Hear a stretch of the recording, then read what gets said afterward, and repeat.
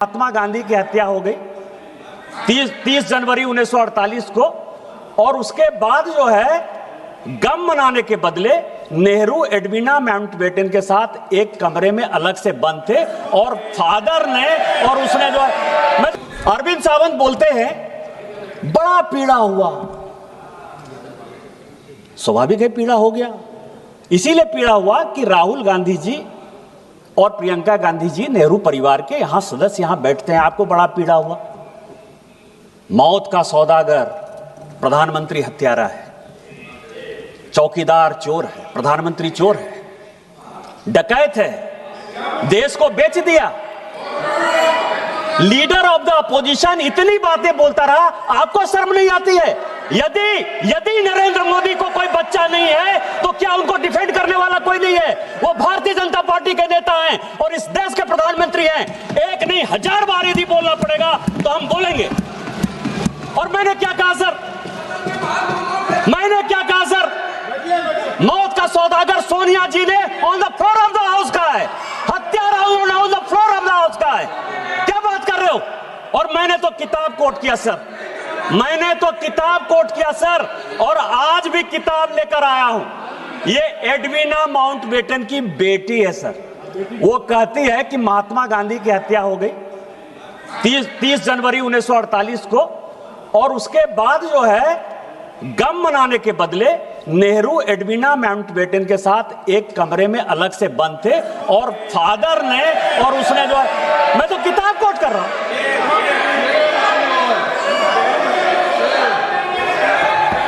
मैं उनकी बेटी का किताब है सर।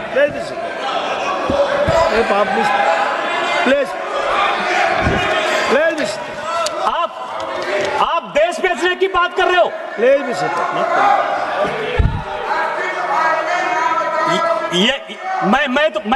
मैं तो बात कर रहा हूं सर। स्पीकर सर 17 आदमी को मैं अब इतिहास की कहते हैं, आपने कोई जो है उसका गारंटी नहीं लिया है। नेहरू जी देश के पहले प्रधानमंत्री थे, राहुल गांधी और प्रियंका गांधी के रिश्तेदार होंगे, लेकिन देश के पहले प्रधानमंत्री को कोट करने का अधिकार, उनके गलतियों को बताने का अधिकार मेरा है। वो देश के पहले प्रधानमंत्री थे। आपकी कोई यूएसपी नहीं है। 47 से लेके 52 तक वो कांग्रेस के प्रधानमंत्री नहीं थे, वो इस देश के प्रधानमंत्री थे। और हमारे पहले राष्ट्रीय अध्यक्ष श्यामा प्रसाद मुखर्जी भी उनके मंत्रिमंडल के सदस्य थे सर। अंबेडकर साहब, जिनको कि कांग्रेस ने हराने का काम किया, वो भी लॉ मिनिस्टर थे सर। तो मैं ये कह रहा हूं कि यदि अमेरिका से पैसा लेकर अपने नॉन अलाइंड मूवमेंट बनाया, बांडुंग सम्मेलन 1959 से लेकर 1960 तक किया, यदि CIA के इस कागज में लिखा हुआ है तो मैं नहीं बताऊंगा कि आप अमेरिका के दलाल थे। यदि अनटोल्ड स्टोरी जो जनरल कॉल ने की, जहां से जिस राज्य से आप आते हैं स्पीकर सर, कि 1962 में ऑल इंडिया रेडियो से नेहरू जी ने कह दिया कि असम चीन के कब्जे में चला गया। अनटोल्ड स्टोरी जो जनरल कॉल, जो उनके रिश्तेदार थे, 17 लोगों को बाईपास करके जिनको कि जनरल बनाया था, यदि वो अपनी किताब में लिखते हैं कि अमेरिका के साथ मिलकर मैं लड़ाई लड़ रहा था, मतलब चाइना के साथ भारत नहीं लड़ रहा था, अमेरिका लड़ रहा था, यदि आप अमेरिका के गुलाम थे, मैं ये बात नहीं कहूंगा। अभी खुद वॉशिंगटन पोस्ट में सर 4 पेज का न्यूज छपा कि 1962 में नंदा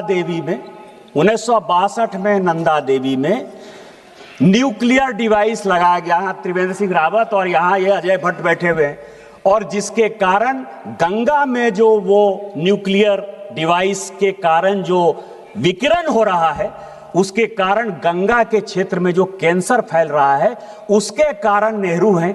क्या ये बात मैं नहीं कहूंगा? 1962 में यदि उड़ीसा का चरवटिया एयरपोर्ट आप अमेरिका को बेस यूज करने के लिए दे देते हैं, तो क्या अमेरिका की आप दलाली कर रहे थे? ये बात मैं नहीं कहूंगा। ये सब तो इतिहास है, मैं तो इतिहास की बात कर रहा हूं।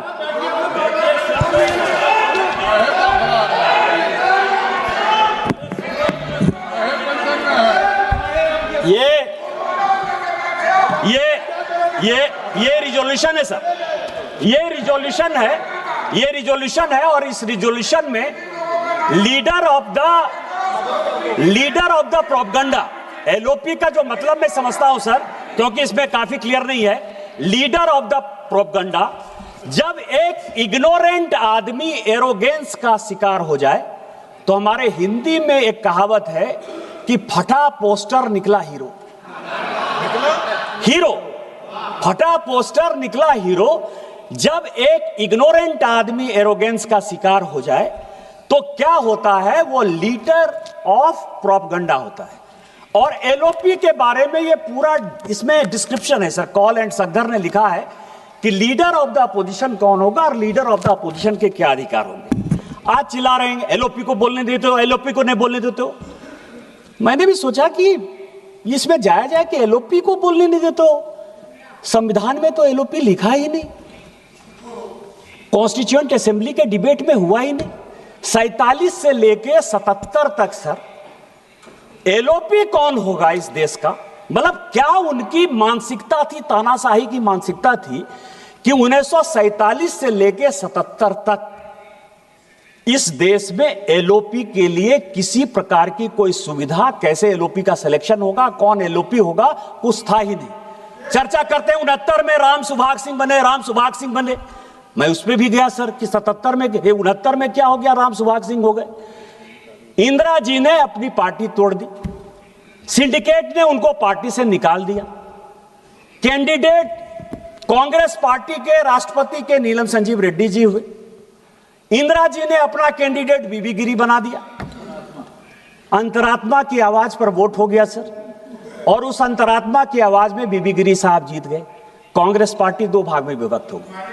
ऐसी सिचुएशन हो गई कि इस सरकार को गिरने के अलावा कोई उपाय नहीं था। तो शेखर गुप्ता एक बड़ी अच्छी किताब लिखते हैं, द लेफ्ट ओवर्स, कि कांग्रेस जब जब लेफ्ट होने की कोशिश करती है वो देश का कबाड़ा करती है और अपना कबाड़ा करती है। और उसने 1969 में अपनी सरकार बचाने के लिए लेफ्ट पार्टी का सहारा ले लिया। चूंकि कांग्रेस का जो दूसरा फैक्शन था, मतलब बाप बेटा पंच, बरदा का दाम 5 आना जो हमारे यहां कहा जाता है, तो राम सुभाग सिंह जो कि 1962 से लेके 1969 तक किसी न किसी, चाहे वो नेहरू जी हो, चाहे शास्त्री जी हो, चाहे वो इंदिरा जी हो, सभी के मंत्रिमंडल के वो सदस्य रहे सर। उनको उन्होंने कहा कि नहीं आप, अरे सबसे बड़ी पार्टी थे यार, आपको तो चलने ही नहीं देते। लेकिन 77 में जब हमारी सरकार आई, कई एक लोग कहते हैं अरे आप तो 80 में आई, आपको पता ही नहीं है कि 77 में हमारी सरकार थी। जनता पार्टी में इस देश के लिए हमने विलय कर दिया, इमरजेंसी के खिलाफ हमने अपने आप को खोना। देश क्या होता है, देश के प्रति राष्ट्रभक्ति क्या होती है, ये आपको सुनना चाहिए। मैं आपको एक इंसिडेंट बताना चाहता हूं स्पीकर महोदय, आपके माध्यम से अरविंद सावंत जी को, चले जाइएगा पार्लियामेंट के लाइब्रेरी में। 1969 में एक क्वेश्चन है कि बाला साहब ठाकरे ने गोली क्यों चलाई और उस गोली के लिए बाला साहब ठाकरे का रिवॉल्वर का लाइसेंस क्यों नहीं निरस्त कर दिया जाए। जवाब आया कि उनकी वाइफ पर जो है कांग्रेस के गुंडों ने अटैक किया था, इसलिए बाला साहब ठाकरे ने जो किया, ये ऑन द रिकॉर्ड है, मैं ऑन रिकॉर्ड ये बातें कर रहा हूं, 69 का क्वेश्चन है। और बाला साहब ठाकरे का वो बयान है कि मैं मरना पसंद करूंगा लेकिन कभी भी इंदिरा गांधी और कांग्रेस का साथ नहीं दूंगा। क्या